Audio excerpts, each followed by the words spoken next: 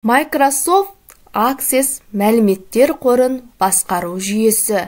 Мәліметтер қорын басқару жүйелерінің барлық классикалық қасиеттеріне Microsoft Access мәліметтер қорын басқару жүйесі ие. Microsoft Access мәліметтер қорын басқару жүйесі ішіндегі ең қарапайымы және қолайлысы. Access-тің ең қуатты құралдарына шеберді жатқызуға болады. Шебер көмегімен кестелер, сұраныстар, формалар құруға, электронды кестелерді енгізуге, мәліметтер құрылымдарын талдауға, қосымшалар құрып, олардың жылдамдықтарын арттыруға болады.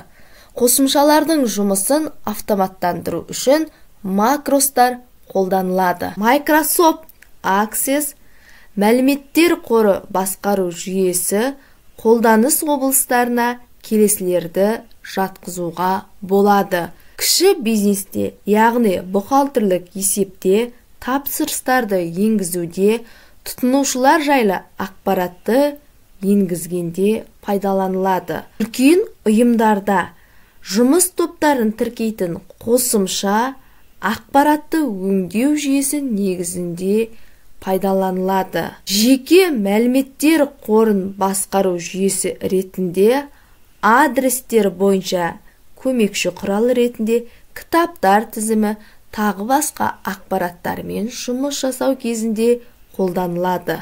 Мәліметтер қорымен байланысты негізгі анықтамаларға тоқталып өтейік. Мәліметтер қоры.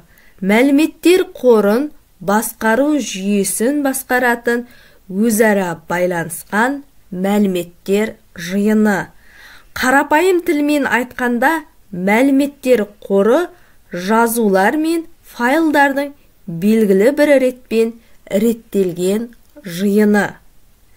Мәліметтер қорын басқару жүйелері мәліметтер қорының физикалық және логикалық құрылымына анықтама беретін, ақпарат енгізуді және оны өңдеуді қамтамасыз ететін программалық жүйе болып табылады. Мәліметтер қорын басқару жүйесі негізгі 3 функцияға ие. Мәліметтерді анықтау, мәліметтерді өңдеу және мәліметтерді басқару. Мәліметтерді анықтау мәліметтер қорында сақталатын ақпараттың типі, құрылымы, олардың арасындағы байланыс, тексеру критерийлері анықталады. Мәліметтерді өңдеу, мәліметтерді әртүрлі тәсілдермен өңдеуге болады. Сұрыптауға, фильтрлеуге және тағы басқаларын жүргізуге болады. Басқа да байланысқан ақпараттар мен біріктіруге, қорытынды мәндерін есептеуге болады. Microsoft Access мәліметтер базасын басқару жүйесінің негізгі объектілерімен таныстырамын. Бірінші кесте, екінші сұраныс, үшінші форма, төртінші отчет, бесінші макрос, алтыншы модуль объектілері. Microsoft Access негізгі объектілеріне қысқаша мәлімет беріп өтетін болсақ. Кесте мәліметтер қорының негізгі объектісі. Кестеге сүйене отырып, форма, есеп, сұраныстар құрылады. Бір мәліметтер қорында бірнеше кестелер бола алады. Форма кей жағдайда әртүрлі жазуларда сақталған ақпараттарды енгізу қолайлы. Форма көмегімен кестедегі мәліметтердің қаншасын көргіңіз келсе, соны көре аласыз. Формамен жұмыс жасағанда кестедегі барлық ақпаратты көре аласыз, және ол көркем, көрнекі түрде беріледі. Мұнда мәліметтерді енгізуге және жоюға болады. Есеп.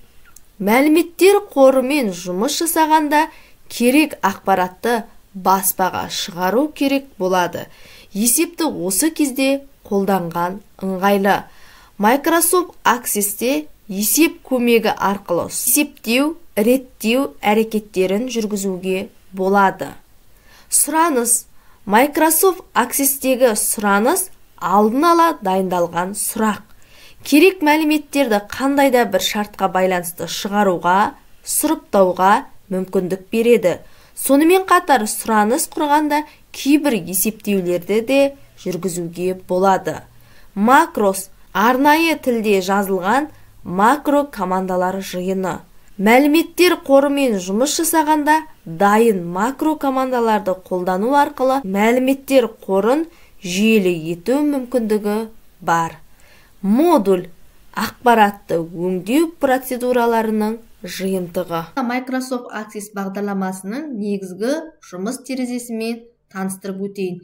Бірінші бізде тақырып қатары, яғни біздің база данных мәліметтер базасын басқару жүйесінің атауы беріледі. Одан кейін терезені жинау, терезені үлкейтіп кішірейтуге арналған және жабуға арналған арнайы батырмалар. Одан кейін екінші қатарда меню қатар, яғни мәзір жолы. Әрбір меню батырмасын басқан кезде батырмалар ашылады. Ал үшінші бөлікте біз сол меню қатарындағы берілген объектілерге қатысты әрбір батырманы көретін боламыз. Негізгі жұмыс алаңымыз. Ал сол жақ бөлігімізде біздің барлық объектілеріміз, яғни құрылған кестелеріміз, сұраныстарымыз, формаларымыз және есептеріміз көрсетіледі. Терезенің төменгі бөлігінде біздің қанша жазба жасағанымыз және қай жазбада отырғанымыз, келесі жазбаға өтуіміз, фильтр сүзгі бар ма жоқ па барлығын көрсетіп отыратын болады.